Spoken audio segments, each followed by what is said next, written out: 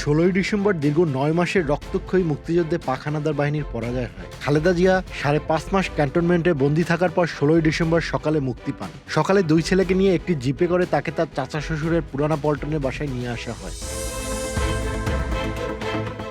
কিন্তু বন্দিদশা থেকে মুক্ত হয়ে এসে সেদিন তিনি জিয়ার কোনো খোঁজ পেলেন না। শঙ্কা তখনও কাটেনি, জিয়া কি বেঁচে আছেন? সেই বর্ণনাই দিলেন খালেদা জিয়ার বড় বোন খুরশিদ জাহান। তিনি বলেন, বিজয়ের খবর পেয়েই দৌড়ে যাই ক্যান্টনমেন্টে, কারণ শেষের দিকে পুতুলের আর খবর পাইনি। ক্যান্টনমেন্টে গিয়ে দেখি পুতুল নেই। সে যে ঘরটিতে থাকতো, ঘরটির এক অংশে ধ্বংসস্তূপ ও বিরাট গর্ত হয়ে আছে। আমার বুকটা কেঁপে উঠল। তাহলে কি বোমা বর্ষণে পুতুলরা মারা গেছে? দৌড়ে গেলাম হোটেল ইন্টারকন্টিনেন্টালে। সেখানে গিয়ে জেনারেল আরোরাকে ধরলাম। তিনি জানালেন মিসেস জিয়া ও তার ছেলেদের পুরানা পল্টনের বাসায় পাঠানো হয়েছে। আশ্বস্ত হলাম। এসে দেখি পুতুল। আমার বোনকে জড়িয়ে ধরে কাঁদলাম, গলা ফাটিয়ে কাঁদলাম।